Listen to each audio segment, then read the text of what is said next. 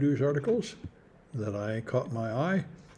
So Putin is in big trouble with his war in Ukraine, and he has now declared that all people with military experience are being reactivated in called ups, and people are very afraid that men of fighting age are all going to be conscripted with a draft in Russia. So everybody is fleeing the country to go to another nation before they get drafted and sent to Ukraine to die, because an incredible number of soldiers have died in Ukraine, like 50,000. So it reminds me a lot of a time most of you are probably not old enough to remember it, the Vietnam War in America, when it was just the same. Every fighting age man in America was terrified they'd be drafted and sent off to Vietnam to die, fighting for a war that didn't really seem to make any sense, which is the same thing they feel in Russia. And so many people are fleeing. There are huge protests, more than 1,000 people arrested, I think, which is extremely rare in Russia because it's completely illegal. You can face a 15-year sentence for even criticizing the war, but people are very, very upset.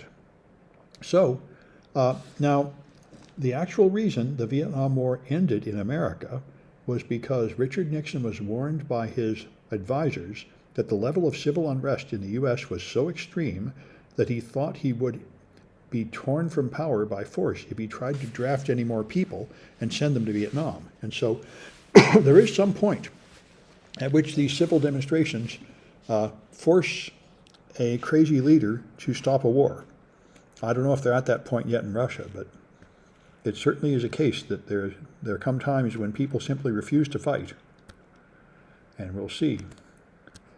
But I think there's plenty of people in Russia that believe the propaganda that this war is heroic and they're saving people who want to be saved by Russia, and that the Ukrainians are all Nazis and stuff like that, just like there's people that believe similar stuff in America because Trump told them.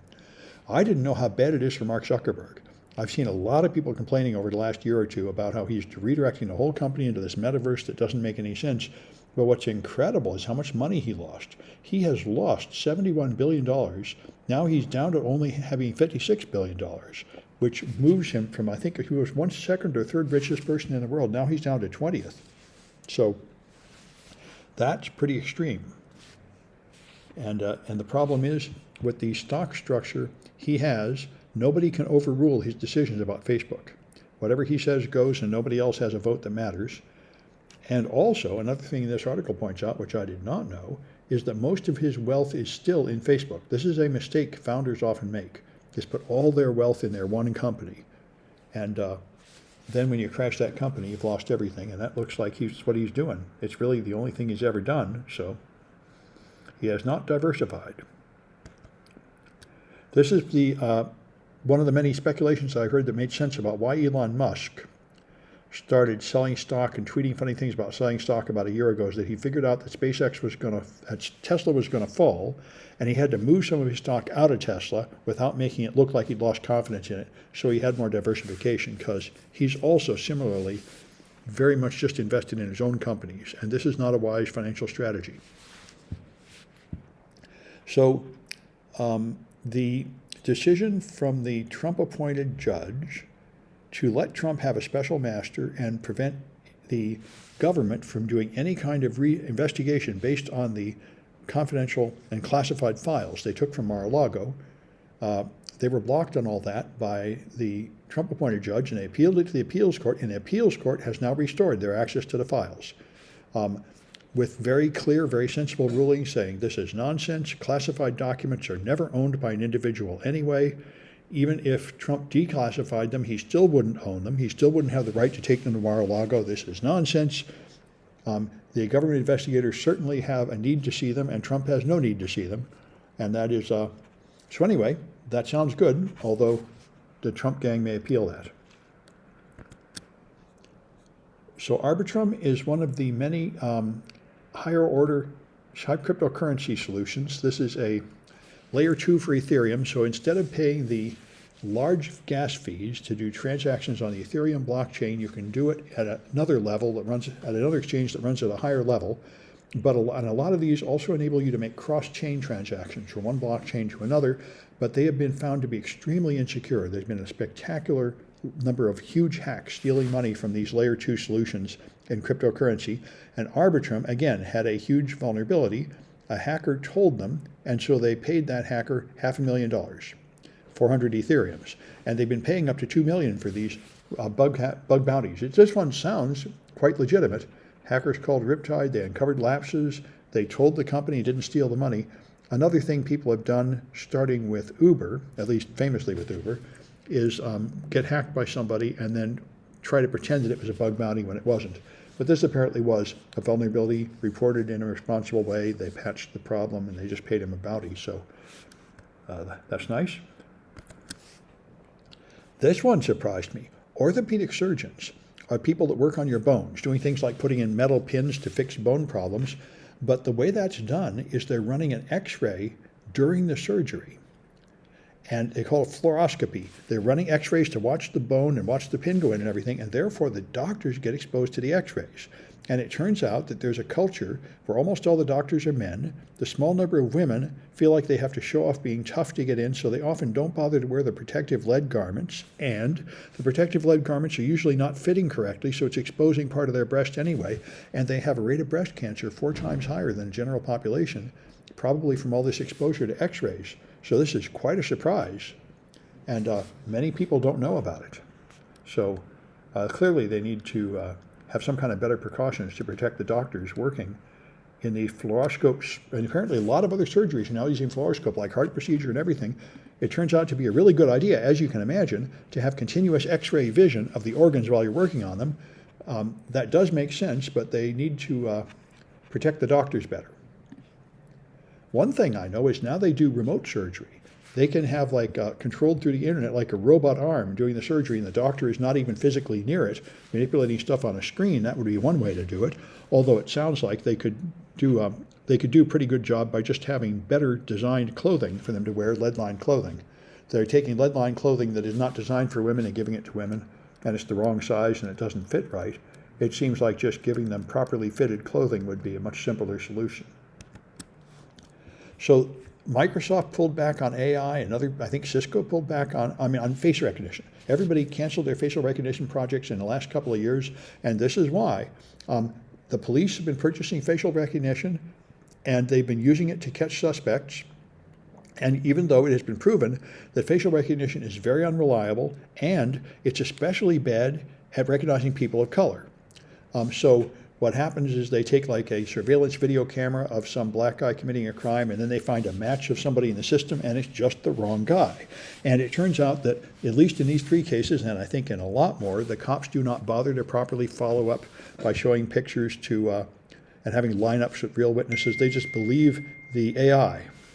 And so there are 3 people whose lives were greatly harmed by being arrested for a crime they totally didn't do, and having to go through a great process of a year or more trying to convince people they didn't do it, because they just looked a little bit like the guy that did it, but they really aren't that guy. So this is why I think a lot of people there are a lot of lawsuits coming out of this.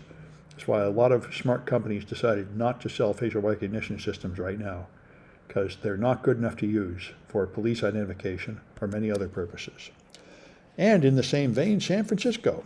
As you know, after the recall of the DA here in San Francisco, there's a huge interest in doing something about the crime in San Francisco, which is pretty out of control. And so the new DA, in partnership with the mayor, is implementing schemes to get tougher in San Francisco, and this is it. One of the measures, they're going to expand police access to private cameras.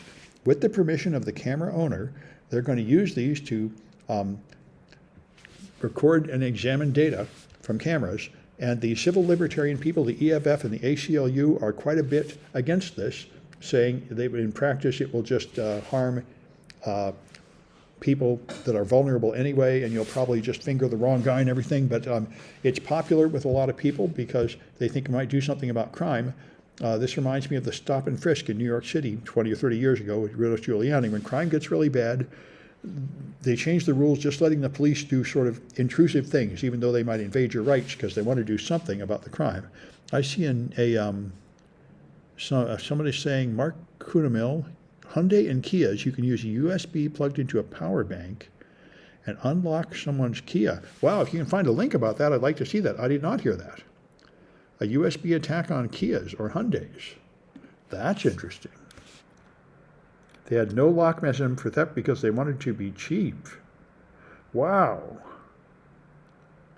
there's a USB port on the outside of a Kia that unlocks it. Let me try searching for that. That's interesting. USB Kia. Oh, well, this looks like it. With just a USB cable. Well, I'm glad you told me. I did not know about this. I'm going to throw it in the chat. And I'll save this link. Well, that's interesting. I did not know about this. Korean cars that use a physical key. Oh, there's a USB port. What? Oh, you open it, and then you find a USB port.